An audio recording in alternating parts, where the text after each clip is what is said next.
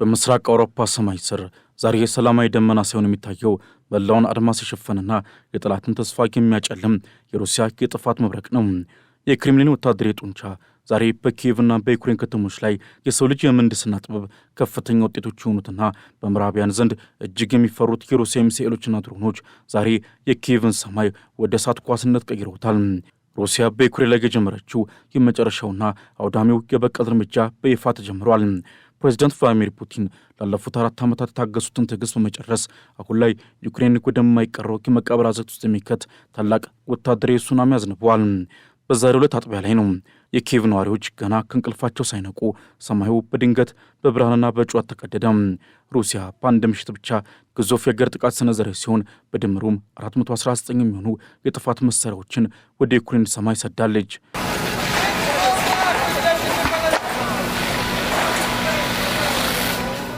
ይህ ቁጥር ብቻውን የሩሲያን ወታደራዊ ግዝፈት የሚያሳይ ነው። 6 እጅግ ዘመናዊ የሆኑ ዚርከንና ኦኒክስ ጸረ መርከብ ሚሳኤሎች፣ 23 አስፈሪዎቹ ኢስካንደር ኤም እና የኤስ 400 ባለስቲክ ሚሳኤሎች እንዲሁም 33 የኤች 101 እና 6 ካሊበር ክሩዝ ሚሳኤሎች የጥቃቱ ግንባር ቀደም ተሰላፊዎች ነበሩ። ከነዚህም በተጨማሪ 351 የሚሆኑ የሻሂድ ግሪቤራ እንዲሁም ኢታልማስ የጥቃት ድሮኖችና የመከላከያ ስርዓቶችን ለማሳሳት የተላኩ ፓሮዲያ ድሮኖችን የኪየቭን ሰማይ አጥለቅልቀው ታድረዋል። ይህ በትክክልም የገሃነመ እሳት በዩክሬን ምድር ላይ የዘነበበት ምሽት ነበረ። የጥቃቱ ኢላማዎች ደግሞ እጅግ ስልታዊና አውዳሚ ነበሩ። የኪየቭ ወታደራዊ አስተዳደር ኃላፊ ቲሙር ቲካቼንኮ እንደገለጹትም በጥቃቱ 34 ስልታዊ ቦታዎች በከፍተኛ ሁኔታ ተመትተዋል። በተለይም በፖድልስኪና በዳሬንስቲያ ዲስትሪክቶች የሚገኙ ግዙፍ የመኖሪያ ህንፃዎችና ወታደራዊ መጋዘኖች የሩሲያ ሚሳኤሎች ቀጥተኛ ሰለባ ሆኗል። የህንፃዎቹ መፈራረስና በእሳት መጋየት ኪየቭ አሁን ላይ ለሩሲያ ጦር ኃይል መጫወቻ መሆኗን ቁልጭ አድርጎ ያሳያል። እስካሁን ባለው መረጃ መሰረት ቢያንስ 10 ሰዎች ሲገደሉ ከ46 በላይ ደግሞ ለከባድ የአካል ጉዳት ተዳርገዋል። ሆኖም ግን በፍርስራሹ ስር የተቀበሩ ሰዎች ቁጥር ሲታሰብ የሟቾች ቁጥር እጅግ ሊጨምር እንደሚችል ሰግቷል። ሩሲያ ይህንን ጥቃት የፈጸመችው ለኪየቭ መንግስት ተግባር ምላሽ ለመስጠት እንደሆነ የገለጸች ሲሆን ፑቲን ዩክሬን በጦርነቱ አዲስ የጥፋት ገጽ ከፍታለች በማለት ሩሲያ ከእንግዲህ ለየትኛውም ትንኮሳ የሚሰጠው ምላሽ አውዳሚ እንደሚሆን አስጠንቅቀዋል። የሩሲያ ጦር ቀስ በቀስ የዩክሬን የመከላከያ አቅም እያዳከመ መምጣቱ አሁን በግልጽ እየታየ ያለ እውነታ ነው። ዜሌንስኪ በየቀኑ ወደ አሜሪካና ወደ አውሮፓ ሀገራት በመደወል የፓትሪዮት ሚሳኤል መከላከያ ስርዓቶችን እንዲሰጧቸው መማጸናቸው የሀገሪቱ ሰማይ ለሩሲያ ክፍት መሆኑን የሚያረጋግጥ ነው። Масований удар – це в дусі Путіна одразу після Дня Незалежності Америки і перед самітом НАТО. ዜሌንስኪ በቴሌግራም ገጻቸው ባሰፈሩት መልእክትም የምዕራቢያን አጋሮች ድጋፍ መዘግየት ሩሲያ ጦርነቱ እንድታራዝም ብርታት እየሰጣት ነው ሲሉ ምሬታቸውን ገልጸዋል። ነገር ግን እውነታው ከዚህ የከፋ ነው። ሩሲያ የዩክሬን የአየር መከላከያ ሚሳኤሎች እንዲጨርሱ ማድረግ አሁን ላይ የፈለገችውን ቦታ በፈለገችው ሰዓት የመምታት ሙሉ የበላይነትን ተቆጣጥራለች። የኪየቭ ከተማ ከንቲባ ቪታሊ ክሊሽኮ በጥቃቱ ግዝፈት በመገረም ይህ በታሪክ በከተማ ላይ የደረሰ እጅግ መጠነ ሰፊ ጥቃት ነው ሲሉ መናገራቸው የሩሲያን የበላይነት ዳግም የሚያረጋግጥ ሆኗል። ከጥቃቱ በኋላ በነበረው ሁኔታ የኪየቭ ከተማ ወደ ፍርስራሽነት ተቀይራለች። በመቶ ሺዎች የሚቆጠሩ ሰዎች ወደ ምድር ስር መጠለያዎችና ወደ ሜትሮ ጣቢያዎች ሲሸሹ 52,000 የሚሆኑ ዜጎች ደግሞ በጠባብ ቦታዎች ሳፈነው እንዲያድሩ ተገደዋል። የሬድ ክሮስ መጋዘን ሙሉ በሙሉ መውደሙና የ$2 ሚሊዮን የሰብዓዊ እርዳታ ቁሳቁስ መጥፋቱ ዩክሬን አሁን ያለችበትን እጅግ አስቸጋሪ አጣብቂኝ ያሳያል። ሩሲያ የአውሮፓ ህብረት ዲፕሎማቶች የሚገኙበት ህንፃ ሳይቀር በፍርስራሽ እንዲመታ ማድረጓ ሞስኮ ለማንኛውም አይነት ዓለም አቀፍ ጫና ደንታ እንደሌላትና ዩክሬን ለመቅበር ቆርጣ መነሳቷን የሚያሳይ ነው። ይህ የመጨረሻው ሰዓት ተብሎ ሊጠራ የሚችል የታሪክ ምዕራፍ ነው።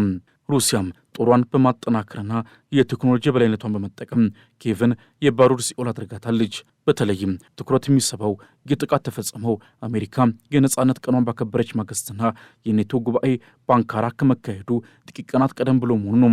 ሩሲያ በዚህ ሰዓት ጥቃቱን የፈጸመችው ለምዕራባውያን መሪዎች ዩክሬን መጠበቅ አትችሉም የሚል ግልጽ መልእክትን ለማስተላለፍ ነው። ዩክሬን በሩሲያ የነዳጅ መሠረተ ልማቶች ላይ ድሮኖችን በመላክ በኡፋና በክራስኖዳር መጠነኛ ጉዳት ለማድረስ ብትሞክርም የሩሲያ ምላሽ ግን የሀገሪቱን ዋነኛ ከተማ ኪየቭን ወደ አመድነት የሚቀይር እጅግ አውዳሚ ሆኗል። ሩሲያም በቀጣይ ቀናት የውሳኔ ሰጪ ማዕከላትን እንደምትመታ መዛቷ የዜሌንስኪን አስተዳደር የመጨረሻ እስትንፋስ ለማሳጠር መቃረቧን ይጠቁማል። የዛሬዋ ዩክሬን በእሳትና በጭስ ተውጣለች። የሩሲያ ሚሳኤል ጡንቻና የፑቲን የበቀል እርምጃ ዓለምን ወደማይታወቅ ወደፊት ፈንታ እየመሯት ነው። የኪየቭ ነዋሪዎችም በምድር ውስጥ ባቡር ጣቢያዎች ሆነው የሰላምና ናፍቆት ቢዘምሩም ከሰማይ የሚወርደው የሩሲያ የብረት ናዳ ግን አሁንም አላባራም። የአሜሪካ የፓትሪዮት ሚሳኤሎች እጥረት፣ የምዕራባውያን ድጋፍ መቀዛቀዝና የክሬምሊን ዛቻ ተደምረው የ21ኛው ክፍለ ዘመን ትልቁን የጂኦፖለቲካዊ ሽንፈት ለዩክሬን እያዘጋጁ ነው። የጦርነት የሚቋጨው ዩክሬን ሙሉ በሙሉ ለሩሲያ እጅ ስትሰጥ ብቻ ሊሆን እንደሚችል መሬት ላይ ያለው እውነታ ያሳያል። የኪየቭ ምሽት በሳይረን ድምፅ ቢታወክም የሩሲያ ጽናት ግን አሁንም እንደ ብረት የጠነከረ ሆኗል ተብሏል። ዓለም በድንጋጤ አይኗን በምስራቅ አውሮፓ ላይ ተክላለች። ምክንያቱም ሩሲያ ቀጣዩ ሚሳኤል የትኛው የኪየቭ ህንፃ ላይ እንደምታሳረፈው ፑቲን ብቻ ናቸው የሚያውቁት። የመጨረሻው ሰዓት ደርሷል። ኪየቭም ወደ አመድነት ተለውጣለች። በዚህ እጅግ አሳሳቢና የዓለምን የኃይል ሚዛን ፍጹም በሆነ ሁኔታ በገለበጠው ታሪካዊ ፍጥጫ ውስጥም ሩሲያ በኪየቭና በመላው ዩክሬን ላይ የከፈተችው መጠነ ሰፊ ጥቃት ዩክሬን እንደ ሀገር የመቀጠል ተስፋን የሚያጨልም የመጨረሻው ምዕራፍ ተደርጎ ተወስዷል። የሩሲያ መከላከያ ሚኒስቴር ይፋ ባደረገው መረጃ መሰረት በጥቃቱ ኢላማ የተደረጉት 10 ወታደራዊ ፋብሪካዎች የዩክሬን የጦርነት ማሽን የጀርባ አጥንት የሆኑ የጥቃት ድሮኖች የሚመረቱባቸውና የረጅም ርቀት ሚሳኤሎች የሚጠገኑባቸው ስልታዊ ማዕከላት ናቸው። ሩሲያ እነዚህን ፋብሪካዎች መምታቷ ዩክሬን በቀጣይ ወራት ራሷን ለመከላከል የምትጠቀምበትን አቅም ሙሉ በሙሉ አሽመድምዶታል።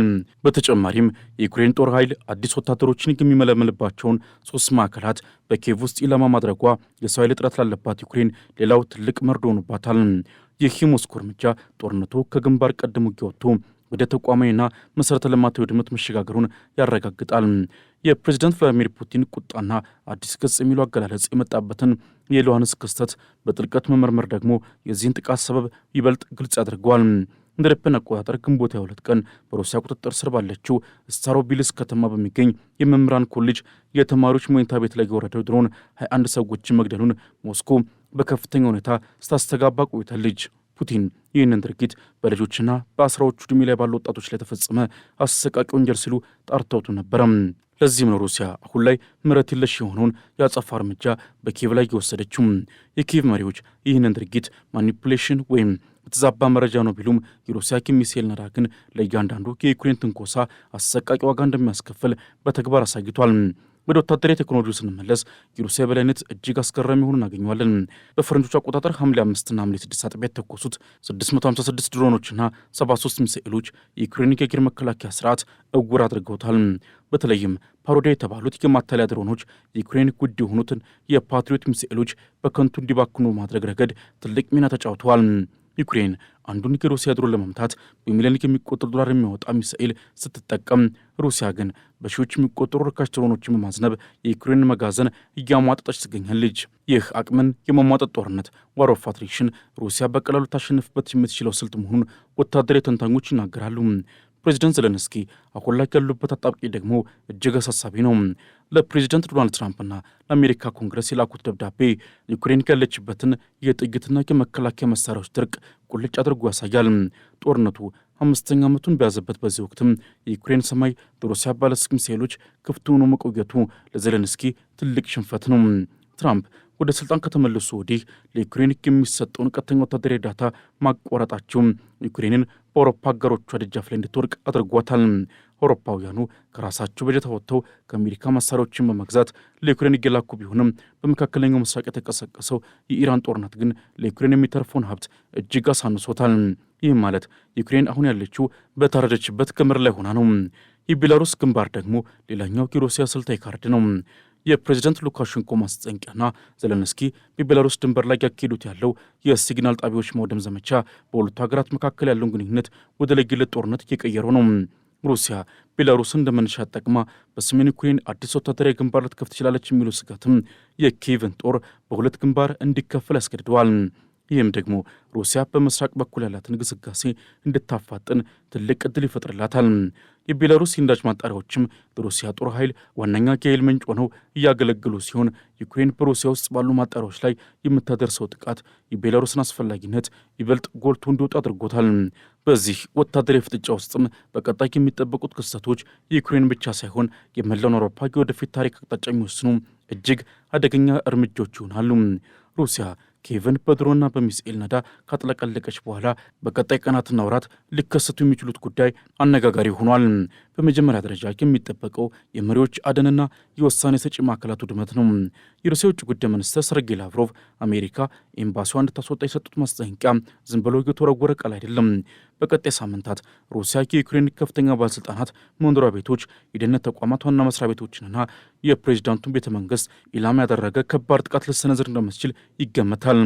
ይህም ደግሞ ጦርነቱን ከፊት መስመር ውጊያ ወደ መሪዎች የህልውና ፍልሚያ በመቀየር የዩክሬን የመንግስት መዋቅር ሙሉ በሙሉ ሽባኪ ማድረግ ዓላማ ይኖረዋል።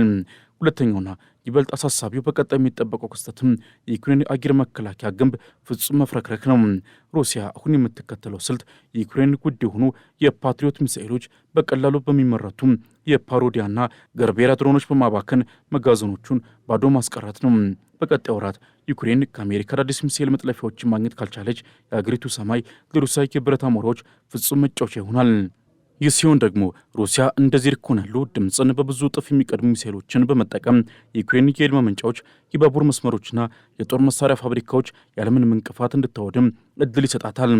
ይህም ዩክሬን በመጪው የክረምት ወቅት ያለ ኤሌክትሪክ፣ ያለ ውሃና ያለ ሙቀት እንድትቀርብ ማድረግ ህዝቡን ለከፍተኛ ስቃይና ለስደት ይዳርገዋል። ሶስተኛው በቀጣይ የሚጠበቀው ነጥብ የቤላሩስ ወደ ጦርነቱ በይፋ መግባት ነው። የፕሬዚዳንት ሉካሼንኮ ማስጠንቀቂያና ዜሌንስኪ በቤላሩስ ድንበር ላይ ያካሄዱት ያለው የሲግናል ጣቢያዎች ማውደም ዘመቻ በሁለቱ ሀገራት መካከል ያለውን ግንኙነት ወደ ጦር ግንባርነት እየቀየረው ነው።